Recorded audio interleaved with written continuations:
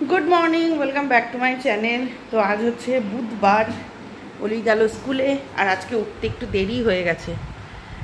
মানে ঘুম থেকে এই কদিন ছুটি ছিল, ছুটি থাকলে পরে মানুষের মানে একদিন দুদিন শনি রবি ছুটি থাকে, তাই একটু উঠতে একটু অসুবিধা হয়ে যায়। আর আর 4 দিন ছুটি পেয়ে, আর কালকে বললাম না পরশু দিনকে বৃষ্টি হয়েছে, ওয়েদারটা বেশ ঠান্ডা, তো সেই জন্য না কালকে একদম রাতের ঘুমটা ভালো হয়নি। ওয়েদার ঠান্ডা ছিল কিন্তু কি জানি মানে আমার রোদটা লেগে গেছে, ওই জন্য নাকি বুঝতে পারলাম না। গোটা রাত মানে এই ঘুমাচ্ছি, ঘুমটা ভেঙে যাচ্ছে, হট করে মাথাটা যন্ত্রণা করছে, তারপরে কেমন যেন একটা অস্বস্তি হলো। ভোরের দিকে একটুখানি ঘুমটা এসেছিলো, এমনিতেই তো এডিটিং করতে করতে আমার 12টা বেজেই গেছিলো। তারপরে যাই হোক যেইটুকুই ঘুমিয়েছিলাম, মানে এই ঘুমাচ্ছি এই ঘুম ভেঙে যাচ্ছে এরকম, মানে তন্দ্রা তন্দ্রা একটা ঘুম হচ্ছিল, তো গেল সেই ব্যাপারটা। তারপরে হচ্ছে গিয়ে ভোরের দিকে একটু ঘুম হলো, ব্যাস তারপরে দেখছি বেল বাজছে, আর ইচ্ছেও করছিল না উঠতে।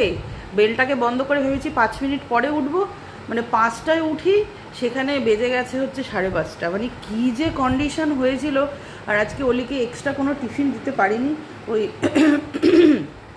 মেলার থেকে যে গজাগুলো কিনে এনেছিলাম না, ওই গজাই দিয়ে দিলাম টিফিনে। কি করব, দেরি হয়ে গেছে, আর এক্সট্রা টিফিন বানানোর আর সময়ও ছিল না, আর ঘরে ফল টলও কিছু আনা হয়নি এই দুদিনে।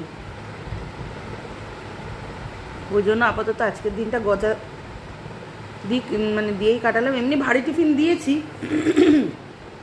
কি বলুন তো, এক্সট্রা একটা কিছু ছাতে থাকলে কি মানে আমি নিজে গিয়ে থাকি যে না খিদে পেলে পরে ওটা খেয়ে নেবে, কারণ অলি একদম খিদে সহ্য করতে পারে না, আর খিদে সহ্য করতে না পারলে পরে ওর অস্বস্তি হয়। আর গাড়িতে এতটা রাস্তা আসে, তো এর আগে একদিনকে খিদে পেয়ে গেছিলো, তাতে গাড়িতে একটু শরীর খারাপই হয়েছিল, মানে মাথা ফাথা ঘোরাচ্ছিলো, বমি বমি ভাব পাচ্ছিলো, এরকম একটা ব্যাপার। তো চলুন আজকের ব্লগটা শুরু করছি। এখন আপাতত চা খাই, খেয়ে আজকে অনেক কাজ আছে, আজকে একটুখানি ডাক্তারের কাছে যেতে হবে, সেই অলির মেডিকেল ইয়েটা নিতে হবে, তার সাথে 2টো প্রিন্ট আউট করাতে হবে, 2টো ফর্ম, ওই 2টোকে আবার ফর্ম ফিল আপ করতে হবে, অনেক কাজ আছে অনেক কাজ আছে। আর তারপরে ঘরের কাজও করতে হবে, প্রচুর কাজ আছে। আর বলবেন না, এত বাজে পরিস্থিতি কি বলবো। প্রিন্ট আউটের দোকানে গেলাম, প্রিন্ট আউট হলো না। আমাদের এই দিকে মানে সাউথ বাজারের দিকে যে কটা ডাক্তার ছিল, যে কটা বলতে 2জন ডাক্তারই দিনের বেলা অ্যাভেলেবেল, তাদের কাছে গেলাম, তো তারা বলছে যে বাচ্চা আনতে হবে, আর না হলে পরে সার্টিফিকেটে ওরমভাবে সই করা যাবে না। তো সেখান থেকে চলে এলাম হচ্ছে নর্থ বাজারে। তো প্রিন্ট আউট তো করবো, তার আগে একবার টিকে রায়ের কাছে দেখে নিই, কিন্তু টিকে রায় অলরেডি হসপিটাল চলে গেছে, আর হসপিটালে গিয়ে এইসব কাজ হবে না। তো এই নিয়ে একটা মহা সমস্যা হয়ে গেল। মেন হচ্ছে আমাদের বাচ্চা দুটো নেই, ওরা ছাড়া কিছুই হবে না। তো তারপরে ভাবলাম যে বাজার থেকে একবার প্রিন্ট আউটটা করে নিয়ে একবার রেলের হসপিটাল ধাওয়া মারবো। জয়সিদিকে সেই বলেই আমি ফর্ম 2টো নিয়ে রেলের হসপিটালে একবার গেলাম, যদি রেল থেকে হয়ে যায়।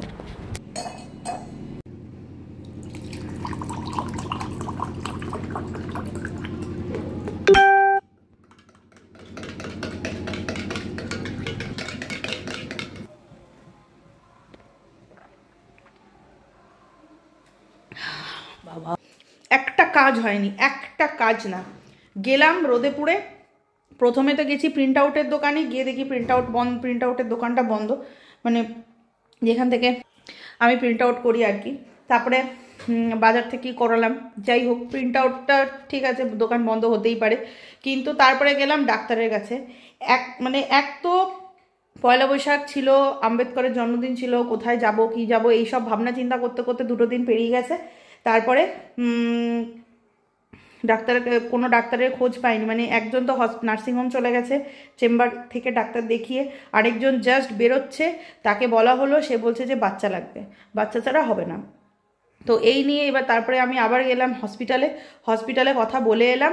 তো এমার্জেন্সিতে যদি মানে অলিকে নিয়ে যাই আর কি, তাহলে হয়ে যাবে। তো এখন লাস্ট ওইটাই, যদি ওইটা না হয় তাহলে আবার বিকেলবেলা ডাক্তারের ওখানে নাম লেখাবো, নাম লিখিয়ে সন্ধ্যের পরে ডাক্তার দেখাবে, মানে দেখবে আর কি, সন্ধ্যের পরে মানে দেখাবো। এত বাজে কন্ডিশন, আমি সিরিয়াস বলছি, আমার হয়নি কোনোদিনও। হ্যাঁ মানে এইরকমভাবে মানে গোটা দিনটা ম্যাচাকার হয়ে গেল। সকাল 10টায় বেরিয়েছি আর ঘরে ঢুকলাম হচ্ছে এখন বেলা 12টা। 2 ঘন্টা আমি এই করে গেছি, এই বাজার ও বাজার দৌড়িয়ে গেছি। ফার্স্টে আমাদের বাড়ির এইখানে গেছিলাম ডাক্তারটার কাছে, একে হাতে পায়ে ধরলাম, এ করলো না, মানে সই করবেই না, মানে বাচ্চা দেখিয়েও করবে না, ও করবেই না। কেন করবে না, কী বৃত্তান্ত জানি না। তো এইসব নিয়ে তর্ক বিতর্ক করে তো লাভ নেই। তো অলির আস্তে আস্তে 1:30টায় ছুটি হবে, ওর অন্ডাল ঢুকতে ঢুকতে 2:45 কি 2:10 হবে, তারপরে ওকে নিয়ে হসপিটাল যাব। যদি হসপিটালে হয়ে যায় তাহলে তো হয়ে গেল, নইলে আবার বিকেলবেলায় ডাক্তার দেখিয়ে মানে নাম লেখাতে হবে। নাম লেখানোর পরে মানে যতক্ষণে ডাক্তারে আসবে না সেই 8টা বেজে যাবে। এই হচ্ছে ব্যাপার। যতই যাই করি না কেন, সরকারি পথে কোনো কাজই না ঠিকঠাক মতন হয় না।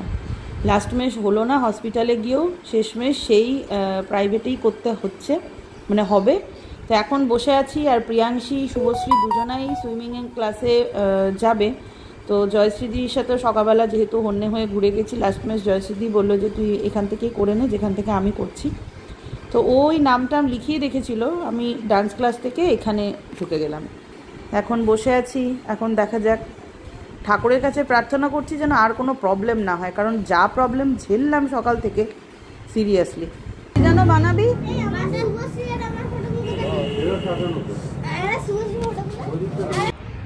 আপনি কি বাজার যাবেন?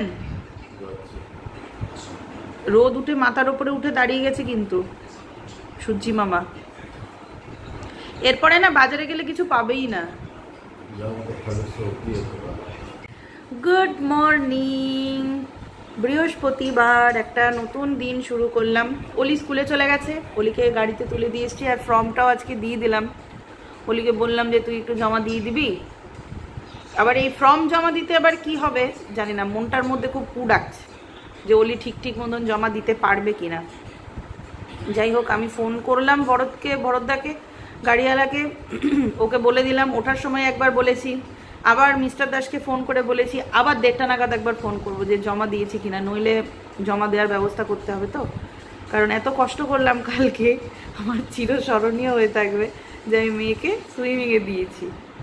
মানে এইরকম দিন সত্যি বলছি আমার লাইফে খুব কমই হয়েছে।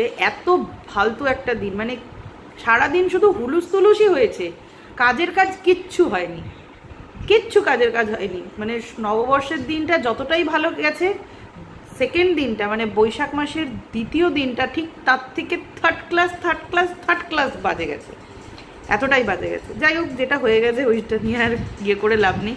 মানে লাস্ট অবধি ভগবান বলছে কি যে তুই দৌড়াবি না, তোকে দৌড়ানো করাবো। মানে বিকেলবেলাতে অলির ক্লাস ছিল, নাচের ক্লাস ছিল, ভাবলাম যে নাচের ক্লাস থেকে একবারে ডাক্তার দেখিয়ে বাড়ি আসবো। যেহেতু বাজার থেকে আমাদের বাড়িটা ডিস্টেন্সটা অনেকটা, বাজারের থেকে মানে ক্লাস শেষ করে বাড়ি এসে আবার যাব, ওইটা আমি করিনি, ওটা করবো না। ভাবলাম যে ডিসপেন্সারিতেই বসে থাকবো, ডাক্তারের ওখানে টাইম হবে দেখাবো, দেখি মানে ওই আধা ঘন্টা 40 মিনিট এরকম বসে থাকতে হবে, মানে এইটুকুই হেরবে। আধা ঘন্টার জন্য তো আর বাড়িতে আসা পসিবল না। তো কি হলো, ক্লাস চলতে চলতে এমন একটা অ্যাক্সিডেন্ট হয়ে গেছে অলির সাথে, যে মানে আসতে আমাকে বাধ্য করেছে বাড়িতে। মানে বাড়িতে এসে ওকে ঠিকঠাক ফ্রেশ করালাম, ড্রেস চেঞ্জ করলো, করে তারপরে মানে একটা অ্যাক্সিডেন্ট ঘটে গেছে। বাচ্চাদের সাথে এটা হামেশাই হতে থাকে, এটা নতুন কিছু নয়। কিন্তু আমি বলতে চাইছি যে সেটা কালকেই কেন, অন্য কোনো দিন হলো না কেন, এটাই বলতে চাই। মানে কালকেই হলো, এইটাই। তো যাই হোক, যেটা হওয়ার হয়ে গেছে, এটা নিয়ে আর চেঁচিয়ে লাভ নেই। অলিকে বললাম এখন গোবিন্দর কাছে প্রার্থনা করছি যেন ফর্মটা অলি ভালোভাবে মানে দিয়ে দেয় পিটি স্যারের কাছে। হ্যাঁ, কারণ 3 জনের নাম দিয়েছে, ওদের স্কুলে 3টে পিটি স্যার আছেন, 2জন স্যার 1জন ম্যাম। এবার কার কাছে দেবে, 3 মানে সেকশন ক্লাস ওয়াইজ ভাগ করা রয়েছে। এবার কার কাছে দেবে ভগবানই জানে, সেইটা নিয়ে একটু চিন্তা করছি, ঠিক মতন দিলে হয়।